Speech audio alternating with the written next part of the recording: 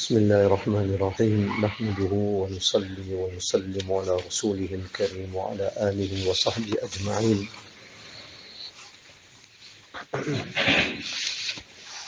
When one studies the books of hadith where the adab of life are discussed, adab of dressing, adab of even combing the hair, grooming oneself, wearing shoes, adab of cleansing the body, then you also find there's one chapter which deals with Babu Tasawir, the chapter on Tasawir. And Tasawir means pictures, photographs that is mentioned in the hadith. So we'll take one hadith sharif from there, one incident narrated by Hazrat Aisha radiallahu anha. As we go along, there are also some other adab that we will learn in one's domestic life. Hazrat Aisha radiallahu anha says that once she bought a cushion. Cushion is a small type that you use, people put on their lounge suites to recline, to lean against.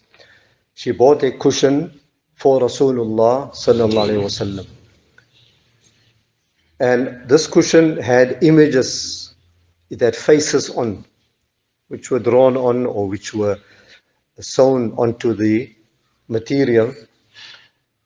So remember, Hazrat Aisha radiallahu anha, from this we see, this is now a sign of a good wife. She always wants to do something that will make the husband comfortable.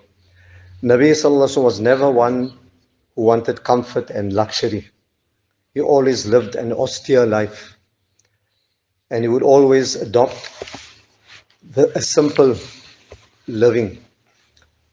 But she knew this. She thought that where I can provide some comfort, obviously I'll get the dua of Nabi sallallahu alaihi wasallam. So she bought this cushion. She bought it obviously with that love and that hope that the Prophet alayhi salam will use it. And she kept it in the room. So then Nabi sallallahu alaihi wasallam came home from masjid. As he came to the door, he saw this cushion. So he stopped. And Hazrat Aisha says that when I looked at his face, I could see there was dislike, there was displeasure on his face. Now here's another sign, husband and wife, they should understand, the wife should understand the husband to know what displeases him, when is he angry, when is he annoyed.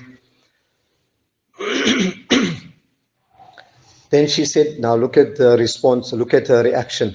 She knew that something is wrong here. She didn't know it's a cushion. She says, Atubu ilallahi wa rasulihi. I make tawbah unto Allah and His Rasul. That's the first thing she said. I make tawbah unto Allah and His Rasul. Now what does it mean, make tawbah to the Rasul? Tawbah you make to Allah. It means I apologize to Him. I have hurt Him in some way. I don't know what it is. But before I even know, I'm asking His forgiveness and His pardon. Then she says, Ya Rasulullah, Mada adnabtu. What sin did I do? What sin did I commit that you don't want to come into the room and you seem to be displeased? Then he says, Mahadihin numraqa. What is this cushion that you got here? She says, Ya Rasul, I bought it so you can sit on it, you can recline against it. So he says that this cushion has got images, it's got faces on. And he says, Inna ashabi hadhihi tasawir yu'adhabuna yawm al-qiyamah. The people who manufactured these faces, they will be punished on the day of Qiyamah. And Allah Ta'ala will say to them, Ahyu ma khalaqtum. Give life to that which you created. You created an image. You're trying to copy my creation. So now you give life to that. I created the image of a human being and I gave life to it. Now you give life to them. And obviously they will not be able to do so. And then thirdly he says that إِنَّ الْمَلَائِكَةَ لَا تَدْخُلُ بَيْتًا فِيهِ تَصَاوِيرٌ. Malaika do not enter homes wherein there are pictures. So there's another incident which happened before this where Hazrat Aisha radhiallahu anha hung a curtain to cover one section. She had like a shelf, like a cupboard. So she hung a curtain to cover that. not realizing that this curtain also had images on. When Nabi Sallallahu Alaihi Wasallam came, he actually pulled it down. He pulled it down so it tore. So when it tore, the faces were torn. So now he says, now we can use it. Put it on the ground, we can walk on it and sit on it. There's no more, the faces are torn. And that's why we say that if there's an image, if there's a picture of someone and you blot out the face, then there's nothing wrong with that. But obviously, the whole purpose of a picture, a photograph, is to have the face. You see the kuffar, you go into their offices, into their houses, their rooms, they'll have pictures of their wives, their daughters, and what else. But it will be a full picture of the face. Now, this has become something very common in our societies nowadays, especially with the advent of the cell phone.